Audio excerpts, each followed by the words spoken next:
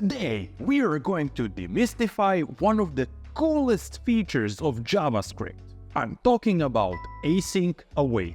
Think of it as a syntactic sugar that is going to allow working with promises to be as smooth as butter. And of course, by the end of this video, if you stick around, you will be able to write asynchronous code in JavaScript like a true pro. So if that sounds interesting, stick around. Now, greetings dear friends, fellow programmers, and those aspiring to be. I would like to welcome you back to Marko's Code Academy, and today we will be talking about async await keywords in JavaScript. Remember how promises allowed us to handle asynchronous code in JavaScript a lot more gracefully and elegantly than callbacks? Well, there are certain situations when even the promises cannot deliver on giving us the opportunity to have that clean, elegant code that is a pure joy to read and take a look at. And in those situations, it might be a good idea to remove all of those then and catch blocks that are coming out of the box with promises and to use async await instead. Basically, async await is a game changer in JavaScript. It offers us a simpler and easier to read solution to promises.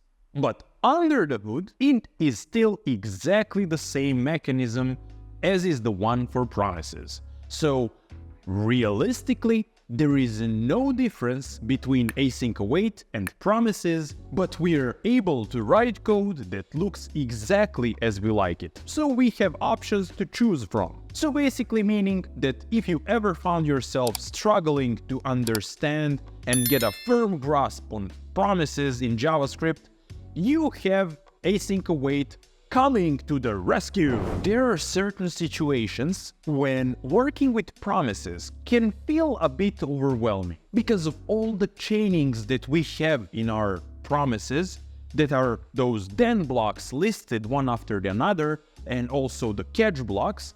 And when you are working with a real-life complex issue, you can stumble upon situations where it can get out of hand. And in those situations, it is way easier to create and introduce separation of concerns and by utilizing async await instead of using promises. That is because async await allows us and our code to look like it is synchronous. There is no difference, almost no difference, between synchronous functions and functions that are utilizing async await and are asynchronous. So you do not have those blocky pieces that are containing promises and their proper handling, but you're able to separate everything you want to execute within small pieces of code exactly the same way as you would be able to with synchronous code. Imagine async await like a magical kitchen where you're the chef and all the ingredients are your promises. You want to prepare a meal, but some of the ingredients take some time to cook, like a roast in the oven, while others are quick, like chopping vegetables, and you need to make it all come together as one seamless food prepping process. Basically, this means that when you're working with asynchronous functions, you are entering the realm of this magical kitchen. When you use a wait keyword in this magical kitchen, you are basically putting everything inside of the kitchen on pause, and you will be waiting for this particular awaited line to be completely executed before the rest of the stuff in the kitchen can keep on working on its process. Let's say that in our real-life example, we will be cooking a 3-course meal. We will have soup, roast, and dessert. Each of those 3 courses represents an asynchronous task. And we will be basically creating promises for each of those tasks. Inside of our asynchronous functions, we will have the power to pause the process and then have all the necessary ingredients ready before we can proceed and actually create that dish, which translates into the under-the-hood JavaScript engine language into something like when we stumble upon a wait keyword, it tells JavaScript engine that it needs to stop the execution on that particular line, and it should not continue executing until the awaited process is done. Now, I do not want to bother you like this theoretically. Let's jump to our IDE where I can show you exactly what I'm talking about. Welcome to our favorite part of each video. I'm talking about the practical examples where we can actually see in action what we're talking about. So, as we already know, we're talking about our magical kitchen, and inside of it we have a few promises dedicated to preparing different dishes in our kitchen. So the first one is going to be make soup, and we basically instantiate a new promise which is going to be basically just a simple timeout, which is going to delay the process for the amount of time that it takes for us to make soup. In our case, it's going to be 1000 milliseconds because we make our soups very quickly. Then we have roast meat, which is the main dish, and it takes 3 seconds to prepare. So we have some very fast process for baking meat. And finally, we have bake dessert. So these 3 promises that we have created are going to represent 3 separate dishes in our kitchen that need to be created in the desired order. So we first want to make soup, then the main dish, then finally the dessert. So we also have created, pay attention here, a synchronous function which is called prepare meal. And this function is going to be used as a wrapper around our promises, and it is going to be invoked actually, and then ensure that all of our food prepping processes are getting executed in exact order that we want them to be prepared. So we first want to state the obvious that our process of making dishes is getting started, and then immediately after that, we want to await our first promise, which is make soup. So after we have awaited this, basically this line right here is going to stop the execution in our JavaScript engine until the soup was made. And then when that is done, it will basically print out the result that we have received in this method. And then when that is done, only when we are done with that execution, we will proceed to making the roast. We again await the process because we want to prevent anything else from executing until this process is done, and then we just log the information and proceed to our final dish of the day, which is going to be making dessert. So here we will await the process of baking dessert and log the result. After that, we'll just say that meal is ready to be served, and that is all she wrote about our example.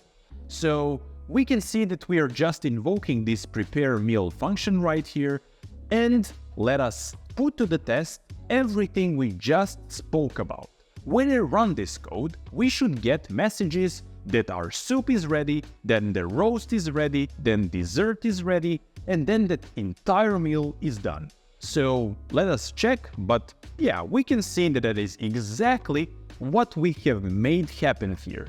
So our code seems to be working exactly like we want it to. Now that we fully understand how our example works, it is time to discuss why the behaviors we can see in this example are exactly like they are. So imagine you're the chef in this magical kitchen of ours, and you're starting the meal prepping process by starting to cook the soup. And you have to be simmering, you need to be there checking that the soup is going to be prepared exactly like it's supposed to, and that you're following the recipe and that nothing gets burned. And that is exactly why you cannot at the same time start the preparation of the roast or the dessert. You need to ensure that the soup is handled properly and its quality is flawless, and then you are able to proceed to the other tasks. That is exactly how async await works in JavaScript. Basically, each await statement behaves like a checkpoint in a video game. And once you have reached that checkpoint in JavaScript, you cannot proceed to go any further in the game before the checkpoint save process is done. As you know, once you have reached the checkpoint in your video games, you will be greeted by a loading screen that states that the game is saving at the moment, and only once it is done saving, you will be able to proceed onto the level further. But before it is done, you cannot do anything. It is exactly the same once JavaScript engine reaches a wait statement. It will just stop there and wait for the process that is being awaited to be completed, and once it is completed, whether successfully or not, allow JavaScript to continue the execution. And now, if we go back to the fact that we mentioned in the beginning of this video, that async await is built on top of promises in JavaScript, we can see the clear connection between those two things. Basically meaning that every time you reach a wait statement, it is exactly the same thing as entering a new chained then block in your promises. So you know that promises have those then blocks which get executed in the same exact order as you have chained them. Well, it is exactly the same with async await, and every await statement behaves as a new then block which blocks JavaScript engine from proceeding to the next then block if we were working with promises, and if everything is not done from the previous process, we cannot proceed to the next one. In conclusion, async await keywords in JavaScript allow our code to behave asynchronously, even though its notation and the way we can structure it looks like exactly like if it was synchronous, which is kind of win-win situation, you have to agree. I mean, it sounds like we have a magical kitchen where everything gets cooked right in time, flawlessly, without anything getting burned or getting in the undesired order. Now, if you still haven't introduced async await in your personal projects and your JavaScript game, I think it would be an amazing time to change that. So I invite you to spend some time building something on your own using async await keywords. And then, of course, if you get stuck anywhere, you can come to the comment section of this video and let me know if you need any help. I'll gladly try to help you out, of course. And now finally, if you enjoyed this video, I would like to invite you to subscribe to the channel and turn on the notifications. And that way, you will not miss the upcoming lessons, which are going to be very exciting indeed. So, until the next one, have an amazing day. Happy coding! Bye!